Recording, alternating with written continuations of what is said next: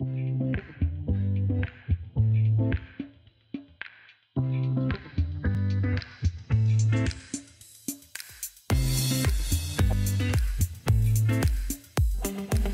s'apprête à faire un lâcher de deux espèces de PBI.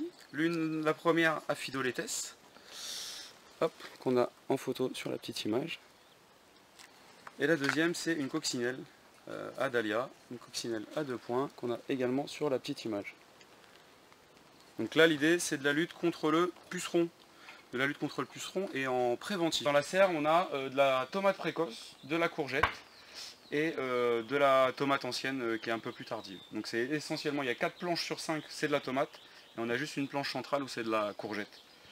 On a des chances dans cette serre que l'explosion de la population de pucerons commence par les courgettes et arrivera par la suite, en tout cas c'est ce qui se passe habituellement. Ça attaque souvent de manière plus tôt sur la courgette que sur la tomate. Là, on a des températures nocturnes qui sont encore en dessous de 10 pour cette semaine. On fait des lâchers en sachant que c'est un petit peu joueur ces petites bêtes là. On est mieux sur des températures nocturnes comprises entre 10 et 15 degrés.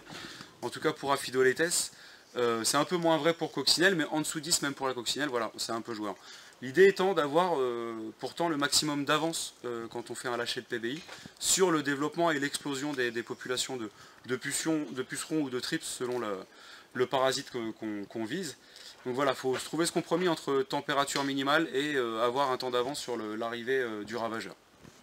Concernant Aphidoletes, la lutte en préventif, on est sur une densité à 2 individus recherchés au mètre carré. On est sur un insecte dont l'intérêt est la larve pour le coup. C'est une larve qui va être prédatrice des pucerons. Et là on va utiliser un flacon de 1000 individus dans une serre de 500 mètres carrés. Positif de lâcher, toujours au sein de la végétation. On est sur un premier pot en terre cuite qui est rempli, on vient juste de la remplir d'une terre qui est humide, qui est un peu fraîche, sans pour autant être détrempée. Il ne faut pas que les insectes soient collés par l'humidité, mais il faut que la terre soit humide. On va faire un lâcher sur cette terre fraîche. Après, on va venir recouvrir par un autre pot en terre cuite qui lui est vide. Ça vaut le coup de jeter un œil sur celui qui est vide, qui n'est pas de toile d'araignée, pas de fourmis, pas de choses qui pourraient venir prédater notre auxiliaire tout de suite. Donc on va faire le lâcher et après on va venir recouvrir. Ce qui fait qu'ici on a une ambiance où l'Aphidoletes va se retrouver dans le noir et dans une ambiance plutôt humide, ce qui est très favorable pour lui. Pourquoi est-ce qu'on fait ces lâchers sur des spots un peu ponctuellement sur toute la serre et qu'on répartit pas l'Aphidoletes un peu partout? C'est qu'en fait on va améliorer la première reproduction. Les individus vont être cloisonnés à plus grande densité sur des points, sur différents points dans la serre, ce qui va permettre d'accélérer un peu la rencontre entre les mâles et les femelles.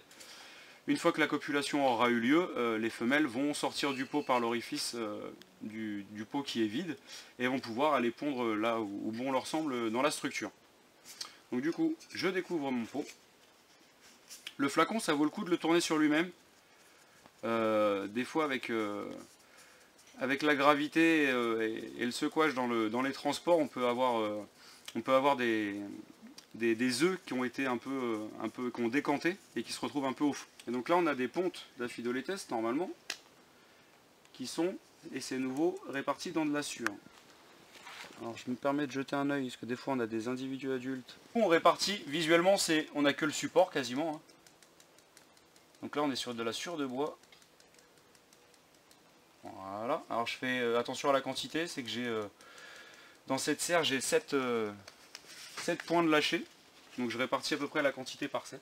Et concernant Adalia, là on va lâcher 200 coccinelles, alors c'est 200 œufs de coccinelles, puisque concernant la coccinelle on lâche des petits œufs qui sont posés sur des bandelettes de papier, qu'on va voir tout de suite.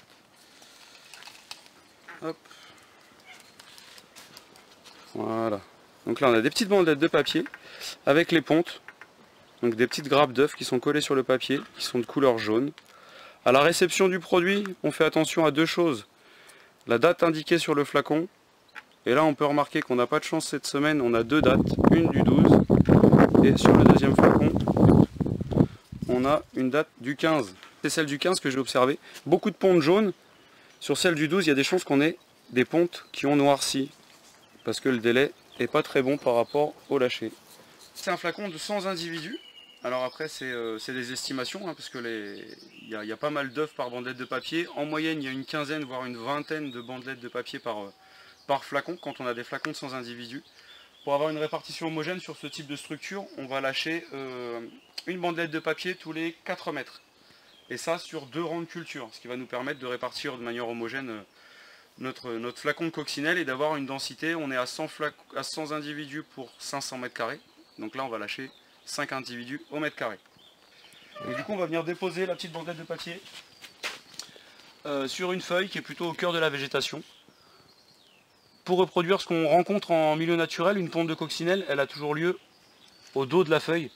Donc là en fait je vais venir poser ma bandelette de papier, les œufs retournés vers le bas et contre la végétation.